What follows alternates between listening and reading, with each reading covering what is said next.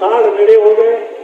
दो तरीके के साढ़, एक तो यहाँ के जो नुमाइंदे हैं उनके साढ़ छूटे हुए हैं। आपके यासीन नगर में भी जिन्हें साढ़ होंगे जो केवल दलाली करके, पुलिस की दलाली, आप एक बैलगाड़ी में रेता ले आओ तो उससे भी पैसे देना नकदी में से कहीं अगर आपको भराव करना है, एक डल्लब की जरूरत है तो उसमें भी पैसे, हर काम में पैसा चाहिए। मुसलमानों को तो हर पार्टी एक जीरे और काली मिर्च की तरह यूज करती है। मुसलमान तो समझो ये समझो कि काली मिर्च और लौंग है, बिरयानी बनने के बाद बीन के फेंका जाता है, ऐसे ही।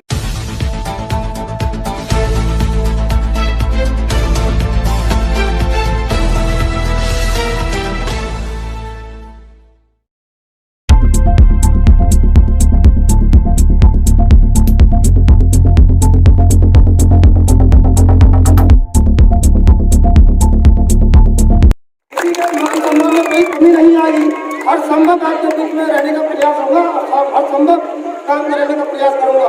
जो भी अभी गुड्डू भाई ने काम दिया है यहाँ पर, वो पहली बार में अगर रिकॉर्ड जीत तो होगी ही अपने, और आप लोग चाहेंगे तो पूरे जिले में फर्स्ट नंबर पर जीत होगी। नवाबगंज की यहाँ से पार्टी के नंबर से और जीत होगी तो मानी मंत्री जी के बारे में सभी लोग जानते हैं किस तरीके का ये सर है। और सभी लोग चाहे रात फोन लगाए, मेरा नंबर नोट कर लीजिए सब लोग, मंत्री जी का तो है ही आप सब लोगों का नंबर, चाहे रात हो दिन हो किसी समय हर संभव आपके बीच में मौजूद रहूंगा।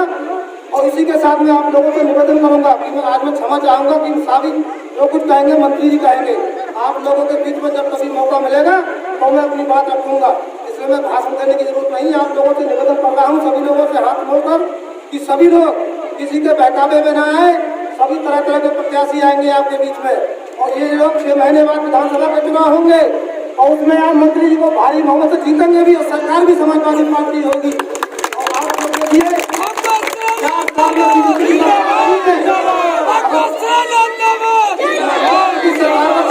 अब तो ताज उसे मिलता है जो दिन रात मेहनत करता है, जुगनू को जरूरत नहीं पड़ती, रोशनी की अंधेरों में भी अपनी मंजिल ढूंढ लेता है। हमारे छेदराम दिवाकर जी को हर कोई जानता है और उससे बड़ी महान शख्सियत हमारी बैठे है हमारे माननीय मंत्री जी। इनकी करनी और कसनी में कोई फर्क नहीं है। ये हमारा यासीन नगर जानता है। जब हमारे यासीन नगर में ईशा की नमाज के बाद टिकटियां बुझा दी जाती थी, लोग लाइट को तरस रहे थे, बिजली को तरस रहे थे, नवाबगंज में देखते थे कि यार यासीन नगर में लाइट नहीं है। मुझे खूब याद है उस समय शायद मैं 9th कर रहा था श्री कृष्णा इंटर कॉलेज में, और इसी यासीन नगर में वादा किया था मंत्री जी ने कि मैं यहाँ पर लाइट मतलब भेजूंगा, लाइट मैं लगवाऊंगा। और ये लाइट जो यासीन नगर में चल रही है सबसे पहले शुरुआत हमारे मंत्री जी की है। मैं याद दिलाना चाहता हूँ अपने ग्रामवासियों को कि ये लाइट का काम सबसे पहले हमारे मंत्री जी ने किया है। दूसरी बात, अगर रात में या दिन में किसी भी वक्त इनको जरूरत पड़ी है, इन्होंने उसका फूल रिसीव किया है और उसका काम भी निभाया। मुझे परिचय देने की जरूरत नहीं इस महान शख्सियत की, ये तो खुद एक परिचय है। हमें सबको एकजुट होने की मतलब जरूरत है। समाजवादी पार्टी को जिताना है। एक समाजवादी पार्टी ही ऐसी है जो हमारी हिमायती है, हमारी सपोर्ट कर सकती है। और अभी तक हमें जो यूज किया गया, मुसलमानों को तो हर पार्टी एक जीरे और काली मिर्च की तरह यूज करती है। मुसलमान तो समझो ये समझो कि काली मिर्च और लौंग है, बिरयानी बनने के बाद बीन के फेंका जाता है, ऐसे गरम मसाला।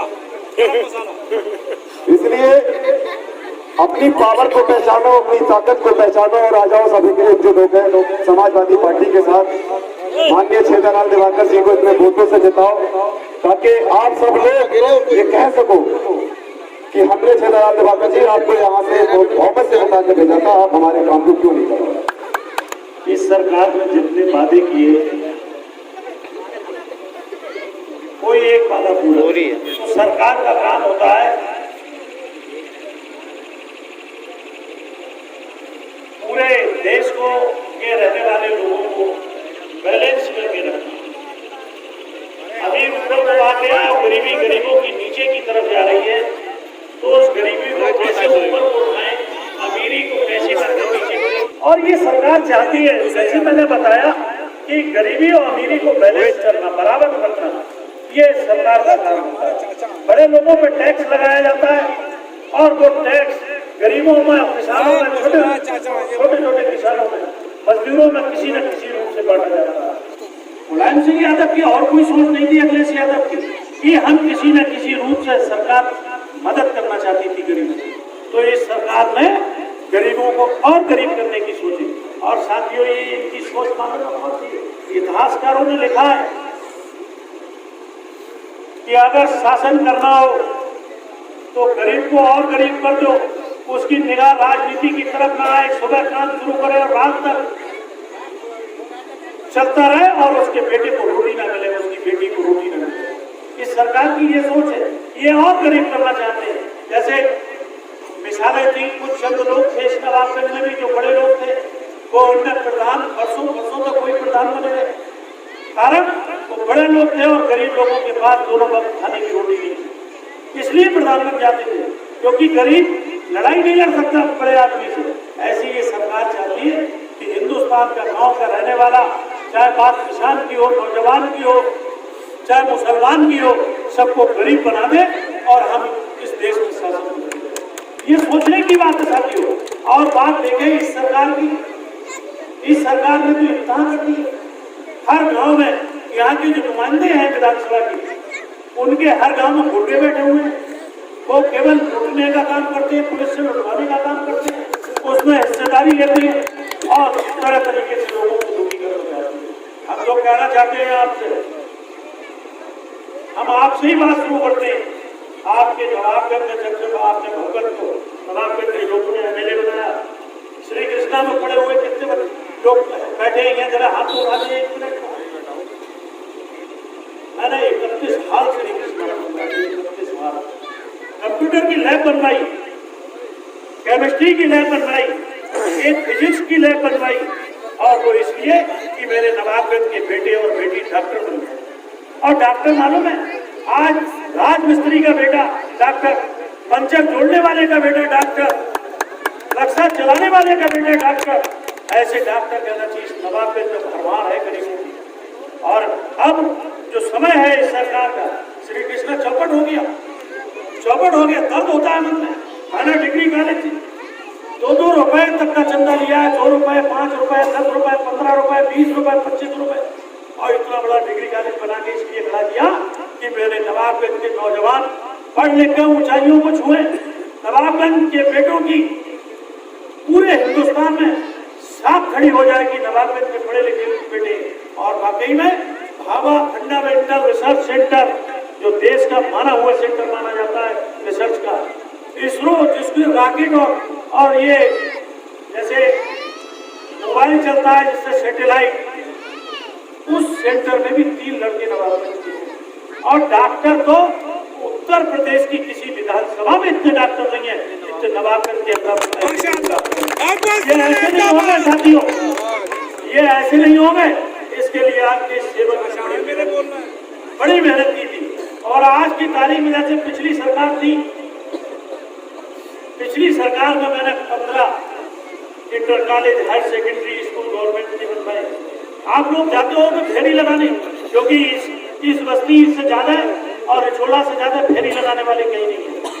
सुबह को निकलते हैं आप भूखे प्यासे और शाम तक ऐसे ही चलते रहते हैं। आप भी देखे होंगे बरौर के अंदर एक इंटर कॉलेज की बिल्डिंग 4 साल पहले इस सरकार से पहले की बनी कंप्लीट खड़ी हुई है। हाफिजगंज के नुक्कड़ पर सेतल के किराए पे एक इंटर कॉलेज की बिल्डिंग खड़ी हुई है। प्यार जागीर में एक बिल्डिंग खड़ी हुई है, अलैया टांडा में एक बिल्डिंग खड़ी हुई है, यो जागीर में एक बिल्डिंग खड़ी हुई है, एक मोहम्मदपुर बबुचिया में बिल्डिंग खड़ी हुई है। सेतल में लड़कियां पर्दा बहुत करती है, इसलिए लड़कियों के लिए कोई इंटर कॉलेज नहीं था, ना हायर सेकेंडरी था। मैंने एक लड़कियों के लिए इंटर कॉलेज सेतल में बनवाया, वहाँ की भी बिल्डिंग वैसी की वैसी खड़ी हुई है। एक मैंने GTI बनवाया जिसकी लागत, बिल्डिंग की लागत 34 करोड़ रुपए है। मेरा सोच था कि गरीबों के बेटे इसमें इंजीनियर 3 साल का कोर्स करके और केवल 18,000 रुपए, और उतनी उन्हें मिल जाता वजीफा, फ्री में करके निकलते इंजीनियर बनते, और वो बेटे नवाबगंज का नाम भी करेंगे और अपना काम अपनी ऊंचाइयों पर छूने का काम करेंगे। ये एक सोच थी। लेकिन आज की तारीख में एक भी स्कूल में एक मास्टर नहीं आया सर, एक भी स्कूल में। मैं बात हिंदू मुसलमान की नहीं करता, केवल विकास की बात करना चाहूंगा सर। तो ये बड़े बुरे हालात चाहते कि किसी गरीब आदमी का बेटा पढ़े लिखे। मैंने ये बातें इसलिए कही कि हमारा बेटा को पढ़ा लिखा नहीं सकते, हम लोगों की गरीबी को खत्म नहीं कर सकते, हम लोगों को मान सम्मान नहीं दे सकते, उस सरकार को रहना बिल्कुल गलत बात है। और इसकी एक लोकतांत्रिक व्यवस्था है, हम लोग कहीं ना कहीं गलती कर जाते हैं और उस गलती का नतीजा भोगते हैं। हम लोग एक आवाज चलती थी इस नवाबगंज के अंदर, हमने बड़े धरने आंदोलन किए हैं, आप लोग भी गए बहुत सारे धरने आंदोलन, और हमने जो बात ठान ली वो सरकार को माननी पड़ी। भाजपा की सरकार थी, हमें अध्यक्ष बना दिया चलेगा। बड़े जुर्म ढाए उन्होंने भी, जैसे ये जुर्म कर रहे हैं। मैं अध्यक्ष बनने के बाद मैंने अपना धरना दिया था बरेली के अंदर, 80 से 1 लाख लोग इकट्ठे हुए उस धरने में, पूरा शहर जाम कर दिया समाचार। और दूसरे दिन तो पेपर में निकला कि आज की तारीख में बरेली के अंदर किसी फड़ पे, ठेले पे, भोगे पे, होटल पर, रेस्टोरेंट पे खाने पीने का सब सामान बचा ही नहीं, सब समाजवादी लोग खा गए। यानी इतनी भीड़ थी उस दिन। और उस दिन की एक हुकूमत थी समाजवादी पार्टी का, कोई कार्यकर्ता खाने 27 थानों में से 17 खाने गए, लेकिन किसी कार्यकर्ता को और किसी समाजवादी के ऊपर जुर्म ढाने की किसी की तो मैं ये कहने आया हूँ साथियों कि जुर्म जाति कब तक सहोगे? आप आमदनी बढ़ाओगे नहीं, डीजल बेचोगे 82 रुपए लीटर, पेट्रोल बेचोगे 52 रुपए लीटर।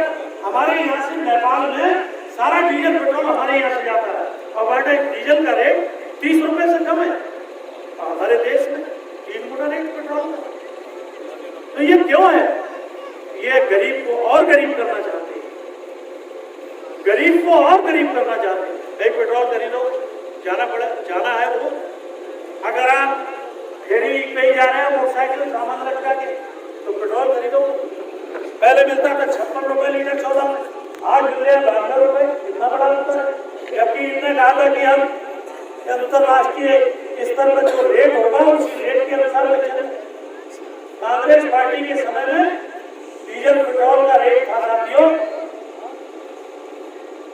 35 से 40 रुपए डॉलर प्रति बैरल, और आज की तारीख में तो 145 रुपए डॉलर प्रति बैरल, और आज है 35 से 40 रुपए डॉलर प्रति बैरल।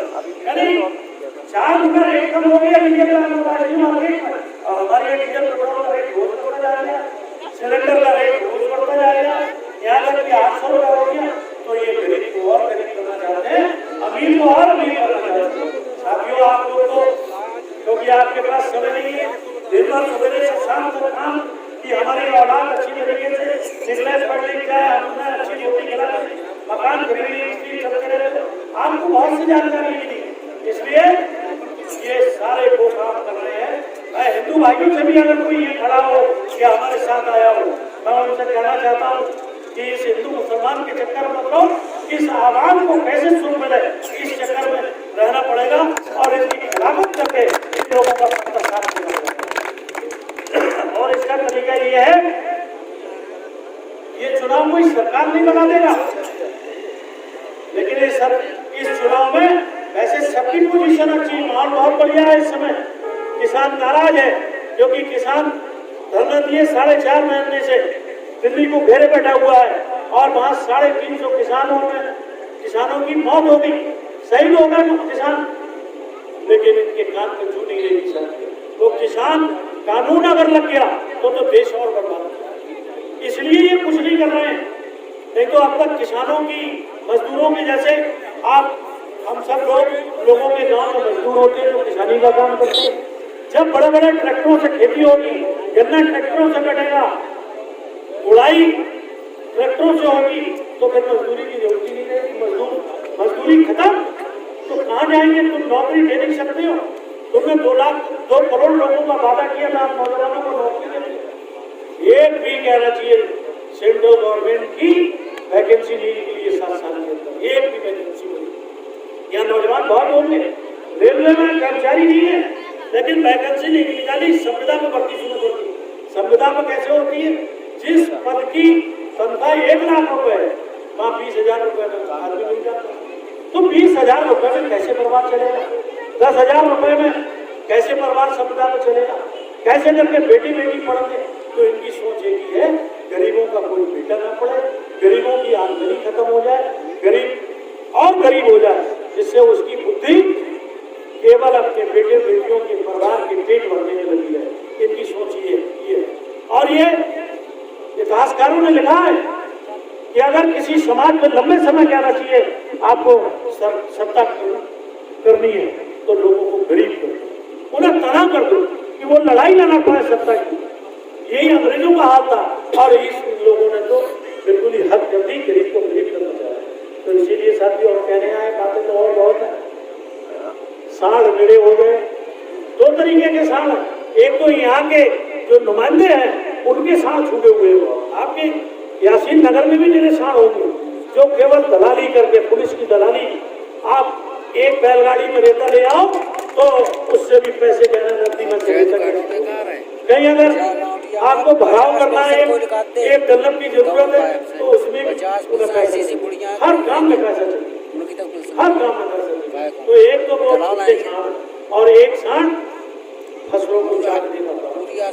किसान दिन भर मेहनत करता है, रात को रोटी खाई, कंधे पर बंदूक या भाला रखा और रात को खेतों पर खाने का काम किया, क्योंकि ये और गरीब होना चाहता है। इसके पीछे और कोई मंशा नहीं है साढ़ों की कि और गरीब हो जाए, किसान गरीब हो जाए, इससे हम सत्ता करके तो जितनी बातें कही जाए बहुत सारा कह चुके, गला भी खराब है। तो साथियों हम एक ही बात कहने आए कि अगर हम लोगों ने ये नहीं सोचा कि चाहे 3 तलाक की बात हो, चाहे लव इन जिहाद की बात हो, चाहे जितनी बहुत सारी बातें हो, उनकी बातें हो, केवल जलील करना और गरीब करना इनका काम। तो ये गरीबी और जलालत को अगर हम लोगों को भगाना है तो मुस्तैदी से हाथ मजबूत करना पड़ेगा। और समाजवादी पार्टी ही एक ऐसी पार्टी है, मुलायम सिंह यादव और अखिलेश यादव भी ऐसे नेता हैं कि हर गलत बात को उन्होंने कभी भी एक मौका नहीं दिया, सबसे पहले बोले होंगे कि ये काम खराब इसने कर दिया। चाहे कांग्रेस ने खराब किया तो मुलायम सिंह यादव बोलने वाले थे, आज अखिलेश यादव बोलने वाले हैं। तो मैं कहना चाहूंगा साथियों कि इन लोगों को भगाने का एक ही तरीका है कि आज पंचायत का चुनाव, इससे सरकार नहीं बनेगी लेकिन सरकार का रास्ता बनेगा। इन लोगों की अगर आप सब लोगों ने वोट मजबूती के साथ दे दिए और थोड़ी बार मजबूती नहीं, रिकॉर्ड वोट दे दिए, तो इन लोगों के हालात यानी मानसिकता पस्त हो जाएगी। और जब पस्त हो जाएंगे तो हम लोगों की मजबूती बढ़ेगी और थोड़े दिन बाद विधानसभा का चुनाव होगा तो सरकार समाजवादी पार्टी की होगी और मुख्यमंत्री फिर अखिलेश यादव होंगे और हम लोग शासन और सत्ता करेंगे।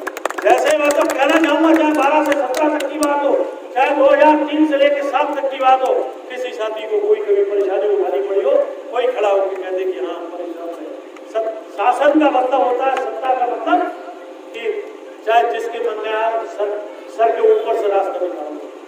तो साथियों एक बात का मतलब तभी ले सकते हो जब मुस्तैदी से मुट्ठी बांध के तान के खड़े हो जाओ कि हम हर करना चाहिए, इनका मुकाबला करने को तैयार।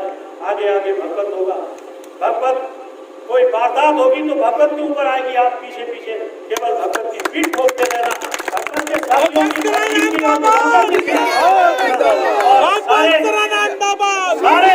के सारे कहना चाहिए हम सारी जंगों को जीतने का काम करेंगे और जीते भी हैं हम लोग। और आपने सत्ता का सुख भी देखा, चाहे छोटा सुख हो बड़ा सुख हो, कहीं किसी साथी को कभी परेशानी नहीं हुई, कभी पुलिस ने नहीं परेशान किया, कभी किसी का झाड़ा नहीं लिया गया। और आज तो चुन चुन के कहना चाहिए समाजवादी हो, चाहे आप हो चाहे हम जैसे लोग, हम लोगों को परेशान करने का काम करते हैं। और देख लेना अगर 15 तारीख को आप लोगों ने एकजुटता के साथ अपनी पहचान बना दी कि आप समाजवादी पार्टी के लोगों ने मुट्ठी तान ली है, तो इन भाजपा वालों की हिम्मत नहीं है कि आपसे मुंह लड़ा के बात कर रहे हैं और आप ही आप दिखाई पड़ेंगे। तो इसी निवेदन के साथ अपनी बात खत्म करते हुए साथियों ईमानदारी से हाथ खड़ा करके बता दो कि भगवत चिंता मत करो। साहब खतीब भी निकलने, दिवाकर भी निकलने,